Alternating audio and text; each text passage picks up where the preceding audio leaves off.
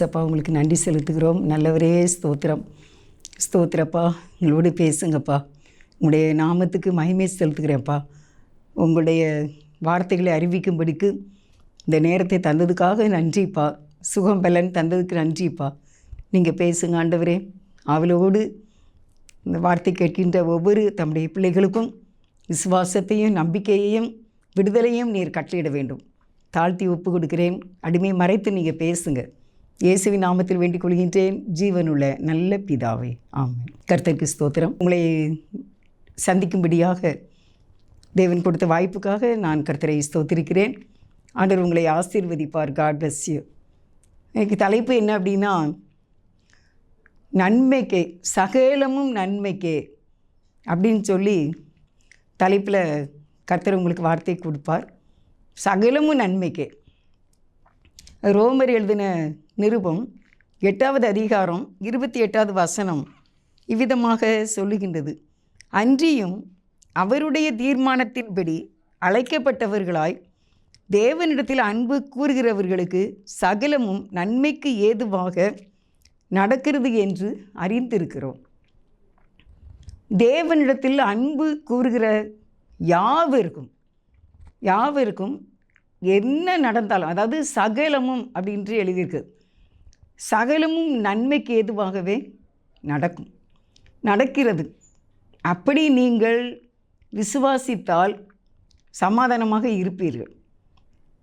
எந்த ஒரு துன்பம் நம்ம கடந்து வந்திருக்கலாம், சில கஷ்டங்கள் வந்திருக்கலாம். நெருக்கங்கள் இல்லாத யாருமே இல்லை. ஏதாவது ஒரு வகையில் சில பாடுகளின் வழியாக நம்ம கடந்து வருகின்றோம். நம்முடைய ஞானத்தினாலேயும் முடியாது, நம்முடைய திறமையினாலேயும் முடியாது.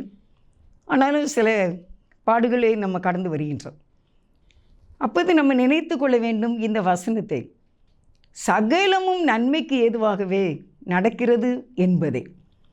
அவருடைய தீர்மானத்தின்படி அழைக்கப்பட்டவர்களாய் நடக்கிற காரியங்கள் என்ன செய்தாலும் ஏசப்பா நமக்கு நல்லதுக்கு தான் செய்வாங்க அப்படின்னு சொல்லி தான் நம்ம எடுத்துக்கிடணும். அது ஒரு பெரிய கஷ்டமாக, ஒரு துன்பமாக இருந்தாலும் கூட அதிலே தேவன் ஒரு நன்மையை வைத்திருப்பார். ஒரு பல வருடங்களுக்கு முன்பாக ஒரு சாட்சியை கேட்டேன் நான். என்ன அப்படின்னா, ஒருத்தங்களுக்கு ஒரு சகோதரிக்கு எரணியா ஆப்ரேஷன் ஒன்று நடக்கணும்னு இருந்திருக்கு. அப்போ அந்த எரணியாவில் தான் பிரச்சனை உங்களுக்கு. அப்போ எரணியா ஆப்ரேஷனுக்காக தேட்டருக்கு கொண்டு போய் அந்த ஆப்ரேஷனுக்காக ஓப்பன் பண்ணும்போது அவங்களுக்கு குழந்தை தடுப்புக்காக உள்ள ஒரு டியூப் வைப்பாங்க. குழந்தையை தடுப்பதற்காக கருத்தடை பண்ணாமல் ஒரு டியூப்பு உள்ள வச்சுருவாங்க. அது இவ்வளோ நீளம் இருக்குமா. அந்த கர்ப்பப்பைக்குள்ளே வைத்து விடுவார்கள். அதனால் குழந்தை தங்காது. இவர்களுக்கு இந்த எரணியா ஆப்ரேஷனில் ஓப்பன் பண்ணும்போது அந்த உள்ளே வைத்த அந்த டீப்பானது அது அப்படியே அழுகி போய் துருப்பிடித்து அது மோசமான ஒரு கண்டிஷனில் அங்கே இருந்திருக்கின்றது. 30 ஆண்டுகளாக அந்த கருவி உள்ளே வைக்கப்பட்ட அவ்வளவு நீளம் இருக்குங்க, இவ்வளோ நீளம் இருக்குன்னு சொல்கிறாங்க. அவங்க ஆப்ரேஷன் முடிஞ்சு வீட்டுக்கு வந்த பிறகு நான் அவங்கள பார்க்க போனேன். அப்போ இதை சொன்னாங்க. துருப்பிடித்து அது என்ன எப்படியாவது செப்டிக் ஆகியிருக்கணும் பிளட்டோடு சேர்ந்து. ஆனால் இந்த எரணியா ஆப்ரேஷனில் இருக்கும்போது இந்த கர்ப்பப்பைக்குள்ளே இருக்கிற இந்த காரியத்தை அங்கே கண்டுபிடித்தோம். அதனால் உங்களுடைய கர்ப்பப்பைக்கே பிரச்சனை வந்துடும் அப்படின்ட்டு, உங்கள் கர்ப்பப்பையில் ஏதாவது ப்ராப்ளம் வந்துடும் அப்படின்ட்டு இந்த கர்ப்பப்பை நாங்கள் சேர்த்து எடுத்து விட்டோம். இனிமேல் அதனால் உங்களுக்கு எந்த தொந்தரவுமே இருக்காது. நீங்கள் இனிமேல் நல்ல ஒரு பரிபூர்ண சுகத்தோடு இருப்பீர்கள். உடைய சரீரத்தில் உங்களுக்கு ஏற்பட்ட அநேக பலவீனங்கள் காரணம் இந்த கர்ப்பப்பைக்குள்ளே இருக்கிற இந்த கருவி தான் அப்படின்னு சொன்னாங்களாமா. அல்லேலூயா, அல்லேலூயா. அருமையானவர்களே, நமக்கு எதுக்கு இந்த எரணியா, எதுக்கு நமக்கு இப்படி ஒரு எரணியா ஆப்ரேஷன்னு கவலைப்பட்ட அந்த மகளுக்கு தேவன் அங்கே ஒரு பெரிய நன்மையை வைத்திருந்திருக்கின்றார். இல்லை, அது செப்டிக்காகி பிளட்டோட கலந்து எது பிரச்சனை ஆகிட்டுனா இனிமேல் எவ்வளோ பெரிய 30 ஆண்டுகளாக அந்த கருவி உள்ளே இருந்திருக்கின்றது. கெட்டு போய் துருப்பிடித்து. அவள் எப்பவும் ஜெபம் செய்கிற சகோதரியா, அதிக நேரம் வேதம் வாசித்து கொண்டே இருப்பார்களாம். கர்த்தர் இந்த ஒரு எரேமியா மூலமாக இந்த ஆப்ரேஷனையும் செய்து அவங்களுக்கு இன்றைக்கு ஜீவனையும் சுகத்தையும் பலத்தையும் கொடுத்திருக்கின்றார். அவரை, கர்த்தரை நம்புகிறவர்களுக்கு சகலம் நன்மைக்கேதுவாக நடந்திருக்கின்றதே. இப்படி தான் நம்முடைய வாழ்க்கையில் கூட சில பிரச்சனை ஒரு மாதிரி வரும், ஆனால் அதற்கு பின்பாக ஒரு பெரிய நன்மை கண்டிப்பாக ஆண்டு வைத்திருப்பாங்க. சிறுமைப்பட்டவனுக்கு ஆறுதல் செய்வார். எந்த ஒரு கஷ்டம் நம்ம அனுபவித்தாலும் அதுக்கு பிறகு தேவன் செய்கிற நன்மை எண்ண முடியாது. 119 சங்கீதம் 71வது வசனத்தில் என்ன சொல்லியிருக்கு அப்படின்னா, நான் உபத்திரப்பட்டது நல்லது, அதனால் உடைய பிரமாணங்களை கற்றுக்கொள்கிறேன் என்று சொல்கின்றார்.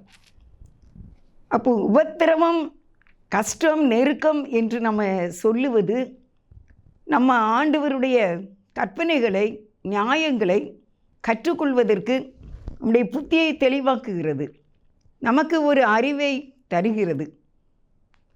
இந்த கஷ்டம் எதனால் வந்தது என்று ஆராய்ந்து பார்க்கின்றோம். அப்பொழுது நம்முடைய தவறுகளை கர்த்தர் வெளிப்படுத்தி காட்டுவார். அதை நம்ம அறிக்கை செய்யும்போது ரெட்டிப்பான நன்மையை தருவார். யோபு என்பவர் பெரிய கஷ்டப்பட்டார், ஆனால் அவருக்கு ரெட்டிப்பான நன்மை கிடைத்தது. வேதத்தில் எவ்வளோ பேர் இருக்காங்க, கஷ்டப்பட்ட பிறகு துன்பத்துக்கு பின்பாக அவர் கிடைக்கிற ஆறுதல். சாம்பலுக்கு பதிலாக சிங்காரத்தை கொடுக்கிறவர், துயரத்திற்கு பதிலாக ஆனந்த தைலத்தை கொடுக்கிற ஆண்டவர். தாவீது ராஜா இப்படி சொல்லுகின்றார், நான் உபத்திரப்பட்டது எனக்கு நல்லது தான். அந்த 119வது சங்கீதம் 71வது வசனத்தில், நான் உபத்திரப்பட்டது எனக்கு நல்லது, அதனால் உமது பிரமாணங்களை கற்றுக்கொள்கிறேன். நான் ரொம்ப கஷ்டப்பட்டேன், நான் ரொம்ப நெருக்கப்பட்டேன். உபத்திரவங்கிறது எப்படின்னா தீ நெருப்புக்குள்ளே போய் வர்ற மாதிரி. அப்படி நான் கஷ்டப்பட்டேன், அது எனக்கு நல்லதாக தான் இருந்துச்சு. ஏனென்றால் நான் என்னுடைய நெருக்கத்திலே நான் கர்த்தரை தேடினேன், நான் வேதத்தை அதிகமாக வாசித்தேன், நன்மை செய்யணும்னு நினச்சேன், இந்த கஷ்டத்துக்கு பதிலாக ஒரு புண்ணியத்தை செய்யணும் அப்படின்னு நினச்சேன். அப்படி நிறைய பேர் சொல்லுவாங்க. என்னுடைய கஷ்டத்தில், என்னுடைய பாடுகளில் நான் தேவ சமூகத்தில் அதிகமாய் அழுது ஜெபித்தேன், அதனால் பெரிய நன்மை எனக்கு தந்தார் என்று நிறைய பேர் சாட்சி சொல்கிறாங்க. ஒரு 6வது 7வது வகுப்பு படிக்கின்ற ஒரு மாணவன், அவர்கள் குற்றாலத்துக்கு போகணுமா. நைட்டில் அவங்க டூர் போகிறாங்க ஸ்கூலில் இருந்து. இந்த பையன் தனியாக போய் கொண்டு இருக்கும்போது போலீஸ்காரங்க பார்த்துட்டாங்க. என்ன நீ தனியாக போகிற, எங்கே போகிறன்னு? நாங்கள் குற்றாலத்துக்கு டூருக்கு போகிறோம், எங்கள் ஸ்கூல் இந்த மாதிரி ஸ்கூலு, நாங்கள் எல்லோரும் இந்த ஸ்கூலுக்கு வர சொல்லியிருக்காங்க, நான் அங்கே தான் போகிறேன் அப்படின்னு. ஆனால் காவல்துறை அதிகாரிகள், நீ இவ்வளோ நேரத்துக்கு எப்படி போகலான்னு சொல்லி ஜெயிலில் கொண்டு வச்சுட்டாங்க, போலீஸ் ஸ்டேஷனில். பெற்றோர் எல்லோரும் நம்முடைய பிள்ளை குற்றாலத்துக்கு போயிருக்கிறான் என்று இருந்திருக்கிறார்கள். நான் காலையிலே அவங்க வீட்டு பக்கத்தில் உள்ள ஒருத்தங்க வந்து, உங்கள் மகன் போலீஸ் ஸ்டேஷனில் உட்கார்ந்துருக்கின்றான் அப்படின்ட்டு.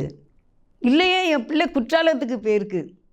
கிடையவே கிடையாது, என் பிள்ளை இல்லை, உங்கள் மகன் தான், நான் கண்ணால் பார்த்தேன், கிடையாது, என் பிள்ளைலாம் கிடையாது அப்படி சொல்லிட்டு இருந்துட்டாங்களாம்மா. திருப்பி எதுக்கும் நம்ம போய் பார்க்கலாம் ஸ்டேஷனில் அப்படின்னு சொல்லி அவங்களுடைய அப்பா போய் பார்த்துருக்கிறார்கள். பையன் இவங்களுடைய மகன்தான் அங்கே போலீஸ் ஸ்டேஷனில் உட்கார்ந்துருக்கின்றான். என்ன சார், குற்றாலத்துக்கு போன பையனுங்க கொண்டு வச்சுருக்கீங்க, அது நடுச்சாமத்தில் 2 மணிக்கிட்டக்க இந்த மாதிரி உங்கள் பையன் தனியாக போய் கொண்டிருந்தான். சரி, எஃப்ஐஆர் கேஸ் எதுவும் போட்டுறாதீங்க, சின்ன பையன், என் பையனை விடுதலை கொடுங்க அப்படின்னு சொல்லி அவங்க முயற்சி எடுக்கும்போது இந்த தாயின் இடத்துலையே சொல்லியிருக்காங்க, என் பையன் இவ்வளோ சின்ன பையன் போலீஸ் ஸ்டேஷனில் வச்சுருக்காங்க, கேஸ் போடணுங்கிறாங்க.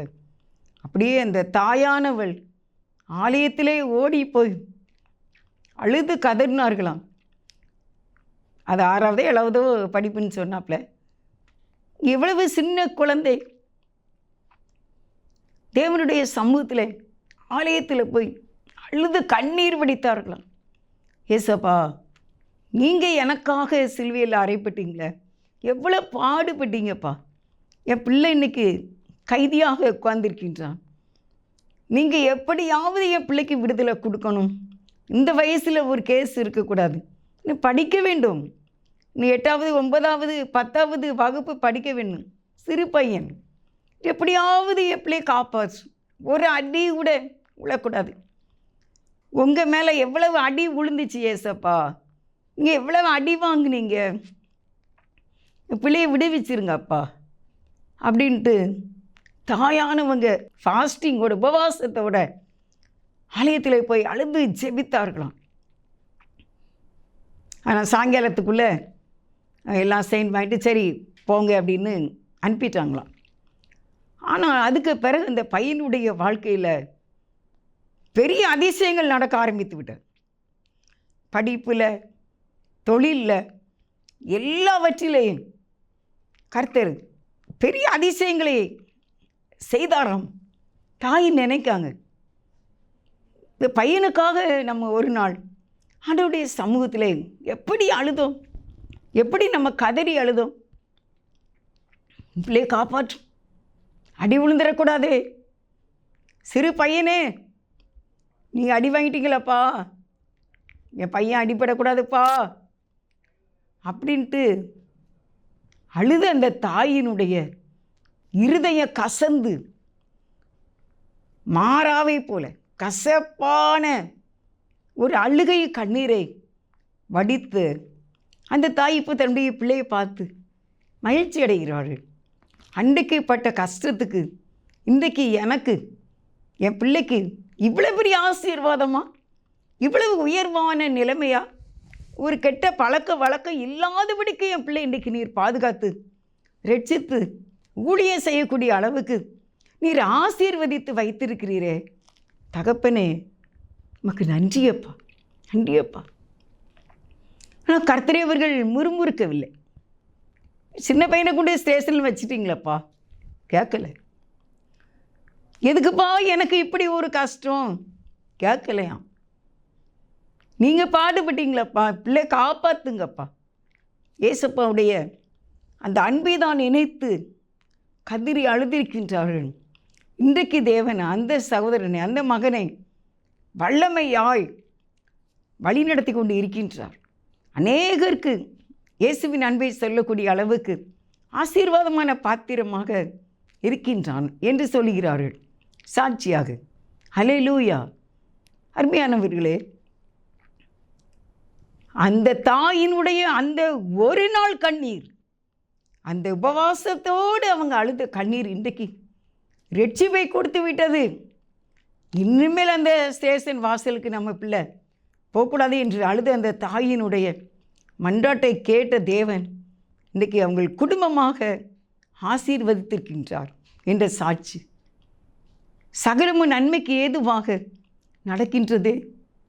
இன்றைக்கி உங்களுடைய வாழ்க்கையில் கூட ஏதோ ஒரு கஷ்டத்தின் நிமித்தமாய் நீங்கள் அதிக நாள் உபவாசத்தோடு இல்லை இரவும் பகலும் ஜெபித்து கொண்டே இருக்கின்றீர்கள். நீங்கள் ஆண்டவரை குற்றம் சொல்லாதவர்கள், முறுமுறுக்காதவர்கள். அதனால் தேவன் உங்கள் ஜெபத்தை கேட்டு உங்களுக்கு ஒரு பெரிய நன்மையை செய்ய போகின்றார். அவரை தேடுகிறவர்களுக்கு சகலமும் நன்மைக்கு ஏதுவாக நடக்கிறது. அதனால தான் அவர் சொல்கிறாரு, தாவீது ராஜா, நான் உபத்திரப்பட்டது நல்லது, அதுக்கு பிறகு நான் நேர்மையான பாதையிலே நடக்கின்றேன் என்று.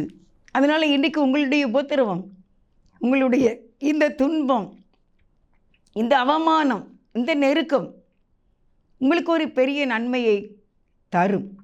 நீங்கள் ஆண்டவரை விசுவாசிக்கிறவர்களாக இருந்தால், ஜெபிக்கிறவர்களாக இருந்தால், எந்த கஷ்டத்தில், பிள்ளைகளால், இல்லை கணவனால், இல்லை மனைவியால், இல்லை தொழிலில், பண பிரச்சனையில் அவமானப்பட்டு நிந்திக்கப்பட்டு கண்கலங்கி நிற்கின்ற உங்களுக்கு தேவன் பெரிய ஆறுதல் செய்வார். நான் ஊழியத்தின் பாதையில் அநேகரை பார்த்திருக்கின்றேன். இப்படிப்பட்ட ஒரு கஷ்டத்தில் உள்ளவங்களுக்கு இந்த விதமான ஒரு பாடுகளின் வழியாக வந்த இவங்க இன்றைக்கு தேவன் அவர்களை கோபுரத்தில் வைத்திருக்கிறார். அவர் நல்லவர். சகலமும் நன்மைக்கு எதுவாக முடியும், நடக்கும். ஆதியாகமம் 45வது அதிகாரத்தில் நம்ம பார்க்குறோம். யோசேப்பை தேவன் என்ன செய்கிறாரு, அவர்களுடைய சகோதரர் மூலமாக எகிப்துக்கு கொண்டு போகின்றார். யோசேப்பு விற்கப்பட்டார். அங்கே எகிப்தில் போய்க்கும் போது கூட அங்கே என்ன செய்தாங்க அப்படின்னா, அவங்க ஜெயிலில் தான் இருந்தாங்க. ஆதியாகமும் உங்களுக்கு நான் வாசிக்கிறேன். 45வது அதிகாரத்தில் பார்த்தீங்கன்னா ரொம்ப ரொம்ப நம்ம எவ்வளோ தான் இதை படித்தாலும் கூட மனசே நமக்கு ஆறாது. எப்படி சொல்ல முடியும்? 45வது அதிகாரம் 4வது வசனம் வாசிக்கிறேன். அப்பொழுது யோசேப்பு தன் சகோதரரை நோக்கி, என் கிட்டே வாருங்கள் என்றான். அவர்கள் கிட்டே போனார்கள். அப்பொழுது அவன், நீங்கள் எகிப்துக்கு போகிறவர்களிடத்தில் விற்று போட்ட உங்கள் சகோதரனாகிய யோசேப்பு நான் தான். என்னை இவ்விடத்தில் வரும்படி விற்று போட்டதினால் நீங்கள் சஞ்சலப்பட வேண்டாம். அது உங்களுக்கு விசனமாய் இருக்கவும் வேண்டாம். ஜீவ ரட்சனை செய்யும்படிக்கு தேவன் என்னை உங்களுக்கு முன்னே அனுப்பினார். தேசத்தில் இப்பொழுது 2 வருஷமாக பஞ்சம் உண்டாயிருக்கிறது. இன்னும் 5 வருஷம் உழவும் அறுப்பும் இல்லாமல் பஞ்சம் இருக்கும். பூமியிலே உங்கள் வம்சம் ஒழியாமல் இருக்க உங்களை ஆதரிக்கிறதற்காகவும் பெரிய ரட்சிப்பினால் உங்களை உயிரோடே காப்பதற்காகவும் தேவன் என்னை உங்களுக்கு முன்னே அனுப்பினார். 8வது வசனம், ஆதலால் நீங்கள் அல்ல, தேவனே என்னை இவ்விடத்துக்கு அனுப்பி என்னை பார்வோனுக்கு தகப்பனாகவும் அவர் குடும்பம் அனைத்திற்கும் கர்த்தனாகவும் எகிப்து தேசம் முழுமைக்கும் அதிபதியாகவும் வைத்தார். ஹல்லேலூயா. இந்த யோசேப்பு தகப்பனுடைய அன்பான மகன் விற்கப்பட்டான். குழியிலே போட்டார்கள். எகிப்திலே வந்திருந்தார். அங்கேயும் அவர் ஜெயிலுக்கு போயிட்டார். ஜெயிலில் இருக்கும்போது அவர் நன்மைக்காக தான் அப்படின்ட்டு இருந்தார். தன்னுடைய உண்மையான நிலைமை அவர் சொல்லவே இல்லை. ஆனால் ஒரு நாள் தேவன் அவரை உயர்த்தினார். தன்னுடைய சகோதரருக்கு ஆறுதலாக உணவு கொடுக்கக்கூடிய அளவுக்கு அந்த சுற்றிலும் இருக்கிற சகல தேசங்களுக்கு எப்படியா அதிபதியாகவும் ஆண்டவனாகவும் தேவன் என்னை எகிப்து தேசம் முழுவதுக்கும் அதிபதியாக வைத்திருக்கிறார்.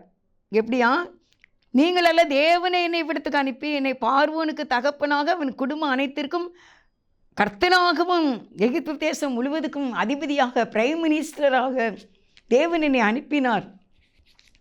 அன்றைக்கு விற்கப்பட்டவர், கூலியாக வேலைக்கு வந்தவர் தான் யோசேப்பு. ஆனால் இன்றைக்கு பிரதமராக பதவியேற்றிருக்கின்றார். சொல்கிறாரு, நீங்கள் அல்ல, தேவனே. அருமையானவர்களே, இன்றைக்கி நீங்கள் இப்படி விசுவாசிக்க வேண்டும். உங்கள் நெருக்கம் ஆண்டவருக்கு தெரியும். நான் நிறைய கஷ்டங்களை பார்க்கிறேன். ஜெபிக்க வருகிறவர்களை பார்க்கின்றேன். ஃபோனில் பேசுகிறாங்க. என்னமான ஒரு கஷ்டத்தில் இருக்காங்க தெரியுமா? எவ்வளவான ஒரு பாடுகளில் இருக்காங்க. அவங்க ஃபோனில் பேசும்போதே அவங்க கண்ணீரை பார்த்தா நமக்கே ஈரக்குலையே கசங்கிரும் போல். அப்படின்னா ஒரு கஷ்டத்தில் இருக்காங்க. நான் சொல்வேன், இயேசுப்பா கிருபையினால் அவரை மட்டும் அண்டிக்கோங்க. பாவத்தை அறிக்கை செய்யுங்க. நல்லா ஜெபம் பண்ணுங்க. ஆண்டவருடைய சமூகத்தில் கண்ணீரை ஊற்றுங்க. முறுமுறுக்காதீங்க. இது உங்களுக்கு நன்மையாக தான் முடியும்.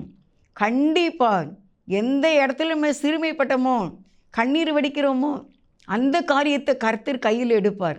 ஒருவேளை கோர்ட்டு கேஸாக இருக்கலாம், உங்களுக்கு சொத்து பிரச்சனையாக இருக்கலாம், இல்லை சரீரத்தில் வியாதியாக இருக்கலாம், இல்லை உங்களுக்கு பணத்தில் என்னாலும் பிரச்சனையாகவே இருக்கலாம், இல்லை சமாதானம் இல்லாத ஒரு வாழ்க்கையாக இருக்கலாம். ஆனால் தேவன் அதை மாற்றும்போது இப்பொழுது இருக்கிறதை பார்க்கிலும் 1000 மடங்கு அதிகமான ஒரு ஆசீர்வாதத்தை தருவார். எவ்வளவு துன்பம் அனுபவிக்குமோ. சங்கீதம் 90 15வது வசனத்தை நான் வாசிக்கிறேன் உங்களுக்கு. தேவரீர் எங்களை சிறுமைப்படுத்தின நாட்களுக்கும் நாங்கள் துன்பத்தை கண்ட வருஷங்களுக்கும் சரியாய் எங்களை மகிழ்ச்சி ஆக்கும். தேவன் எவ்வளவு சிறுமை துன்பத்தை பட்ட நாட்களுக்கும் சரியாய் மகிழ்ச்சி ஆக்கிறவர். நான் இந்த கடன்கிற ஒரு பாதையில் கடினமாக கஷ்டப்பட்டேன். ஒரு சகோதரி வீட்டு முன்னே நின்று அப்படியான ஒரு கேள்வி கேட்டார்கள். அங்கே வீடு கட்டினதில் கொஞ்சம் கடன் ஆயிட்டு, கொஞ்சம் ரூபா தான். அவங்க வந்து அப்படி வெளியே நின்று ரொம்ப பயங்கரமாக பேசிட்டு போனாங்க. ஆனால் தேவன் அதில் இருந்து மீட்டார். இப்போ அந்த கடனே அந்த கஷ்டமே வராத அளவுக்கு தேவன் எங்களை பாதுகாத்து வருகின்றார். அந்த நாளில் எவ்வளவு கண்ணீர் வடிச்சிருப்போம். இந்த இவ்வளோ கொஞ்சம் பணத்துக்கு இப்படி நம்மளை கேள்வி கேட்காங்களே அப்படின்னு சொல்லிட்டு எத்தனை பேர் அங்கே நிற்கத்தக்கன அவமானமாக பேசினார்கள். ஆனால் தேவன் இன்றைக்கு அந்த நிந்தைகளை அவர் பார்க்கின்றார். நம்ம படுகிற அந்த கஷ்டத்தை அவர் பார்க்கின்றார். அப்படியே அவர் நம்மளை தூக்கி எடுப்பார். முறுமுறுக்க மட்டும் கூடாது, சோர்ந்து போய்விடக்கூடாது. எனக்கு ஒரு நன்மை கூட ஆண்டவர் செய்யலேன்னு சொல்லக்கூடாது. எனக்கு மட்டும் எதுக்கு இப்படி கஷ்டம்லாம் சொல்லவே கூடாது. நீங்கள் எண்ணாகமத்தை வாசித்து பாருங்கள். அதிலே முறுமுறுக்கிறவர்களுடைய நிலைமை என்ன, தேவனை ஊழியக்காரங்களை எதிர்த்து பேசுகிறவர்களுடைய நிலைமை என்ன என்பதை நீங்கள் எண்ணாகமத்திலே நீங்கள் முழுவதும் வாசித்து பாருங்கள். நீங்கள் இந்த மாதிரி தப்பை பண்ணவே மாட்டீங்க. தேவனையும் குறை சொல்ல மாட்டீங்க, ஊழியக்காரங்களையும் எதிர்த்து பேச மாட்டீங்க, குறை சொல்ல மாட்டீங்க. எல்லாருக்கும் எல்லா சூழ்நிலையும் வரும். அதனால் நம்ம பேசிடலாமா? ஊழியக்காரங்களை நம்ம எதிர்த்து பேசிடலாமா? வேண்டாம். தேவனை நம்ம முறுமுறுக்கலாமா? வேண்டாம். ஏன்னா அவர் உயிரே தந்திருக்கார் நமக்கு. நம்மை பக்குவப்படுத்துகிறார், நம்மை சீர்படுத்துகிறார், நம்மை ஸ்திரப்படுத்துகிறார். இந்த சங்கீத 90:15 போல சரியாய் நம்மை மகிழ்ச்சி ஆக்குகிற கர்த்தர். எப்படியான ஒரு ஆப்ரேஷனுக்கு போனால் அங்கே இன்னொரு பகுதி கெட்டு போய் இருந்தது. அதை காட்டுவதற்கு ஆண்டவர் இந்த சின்ன ஆப்ரேஷன் மூலமாக அந்த பெரிய காரியத்தை செய்து அந்த மகளை காப்பாற்றி விட்டார். அவரை நம்புகிறவர்களுக்கு சகலம் நன்மைக்காக நடக்கும். இன்றைக்கி உங்களுடைய வாழ்க்கையில் கூட, பிள்ளைகளுடைய வாழ்க்கையில் கூட ஏதோ ஒரு இதில் தோல்வின்னு நினைக்கிங்களா? இது நமக்கு சக்ஸஸ் ஆகலேன்னு நினைக்கிங்களா? ஆனால் தேவன் அதை பார்க்கின்றார். நிச்சயமாக அது நன்மைக்காக தான் இருக்கும். ஒரு பெரிய வெற்றி உங்களுக்கு காத்திருக்கிறது. நீங்கள் 2 கொரிந்தியர் 4:16 உங்களுக்கு வாசிக்கிறேன். 2 கொரிந்தியர் 4:16. ஆனபடியினாலே நாங்கள் சோர்ந்து போகிறதில்லை. எங்கள் புறம்பான மனுஷனானது அழிந்தும் உள்ளான மனுஷனானது நாளுக்கு நாள் புதிதாக்கப்படுகிறது. அவர் சொல்கிறார், எங்களுடைய வாழ்க்கையில் உள்ள உபத்திரவங்கள் இங்கே 15 பார்த்தீங்கன்னா அப்படி இருக்கும். நெருக்கத்தின் மத்தியில் நாங்கள் வாரோம் அப்படின்னு சொல்லிட்டு 2 கொரிந்தியர் 4 சொல்கிறாங்க.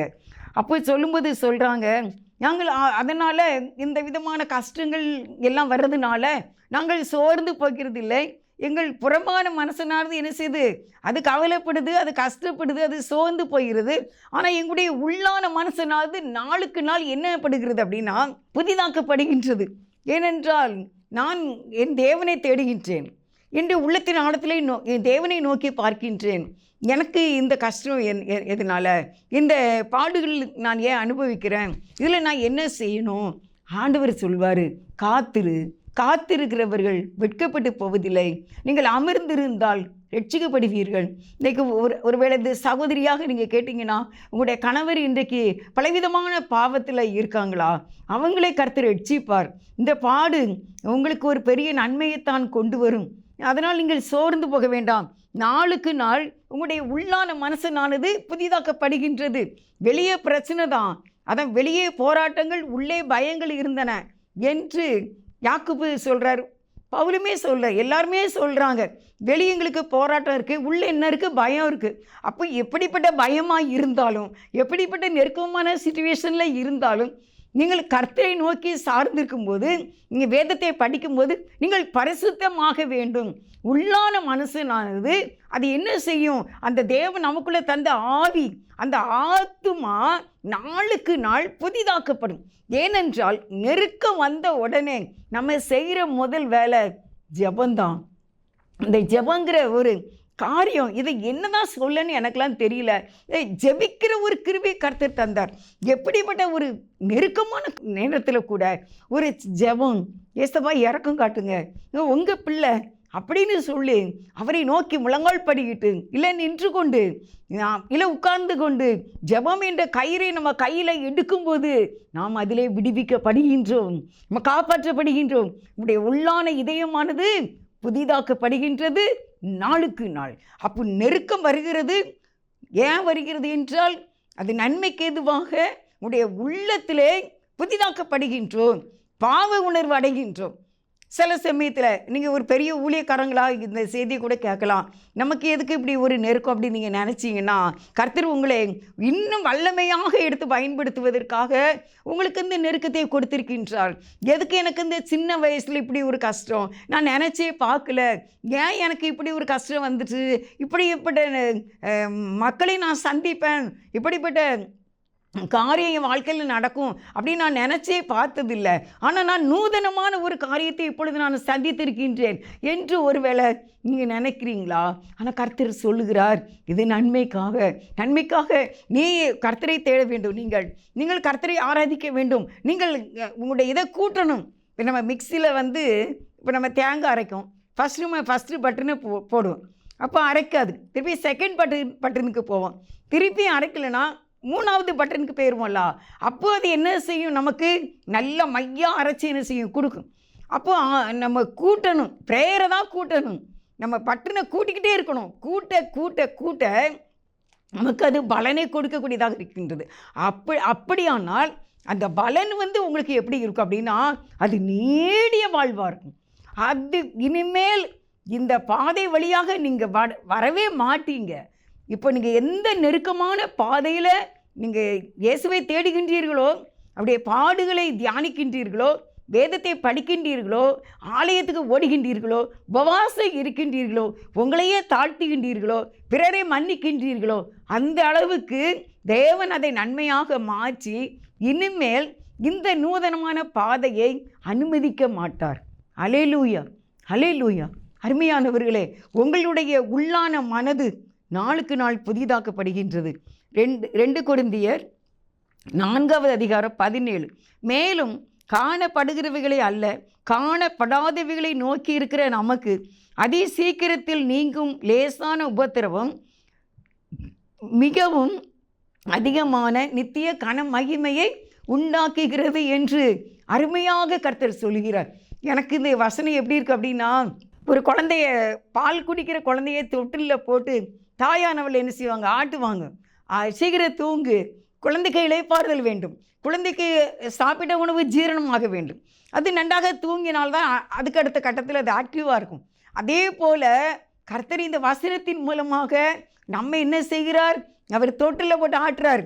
அது சீக்கிரத்தில் நீங்கிவிடும் இந்த லேசான உபத்திரவம், அது சீக்கிரத்தில் நீங்கிவிடும் இந்த லேசான உபத்திரவம் அப்படி சொல்கிறார். நம்மளை அப்படியே போட்டு என்ன செய்கிறாரு ஆண்டவர், தாளாட்டுறாரு. அது சீக்கிரத்தில் நீங்கிவிடும் லேசான உபத்திரவம், அது உனக்கு நித்திய கன மகிமையை உண்டாக்கும். அல்லேலூயா.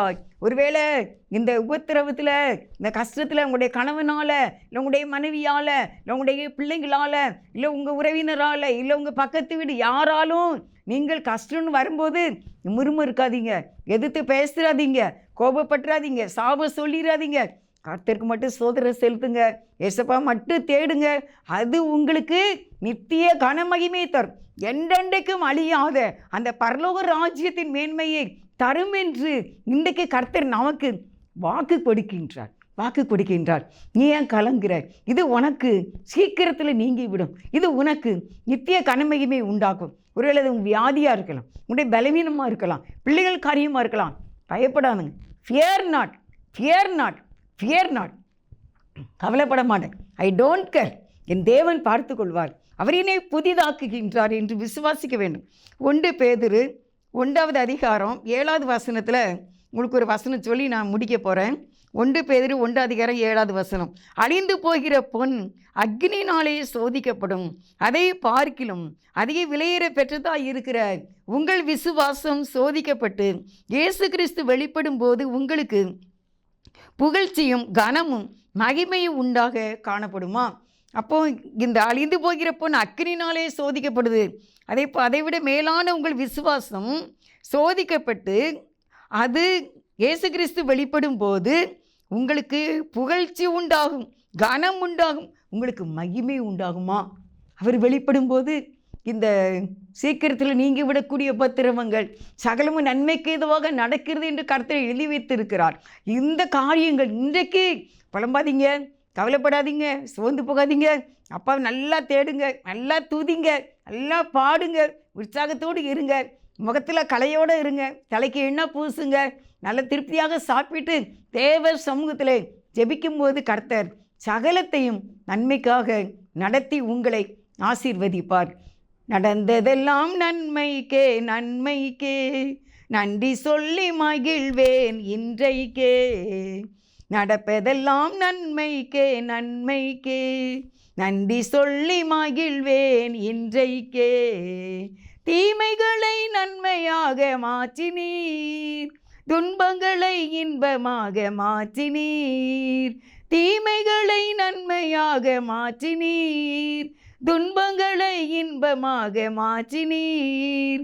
நன்றி நன்றி, எல்லாம் நன்மைக்கே நன்றி. நன்றி நன்றி, எல்லாம் நன்மைக்கே நன்றி. நடந்ததெல்லாம் நன்மைக்கே நன்மைக்கே, நன்றி சொல்லி மகிழ்வேன் இன்றைக்கே. நடப்பதெல்லாம் நன்மைக்கே நன்மைக்கே, நன்றி சொல்லி மகிழ்வேன் இன்றைக்கே. உள்ளான மனிதனை புதிதாக்கி உடைத்து உருமாற்றி நடத்துகிறீர்.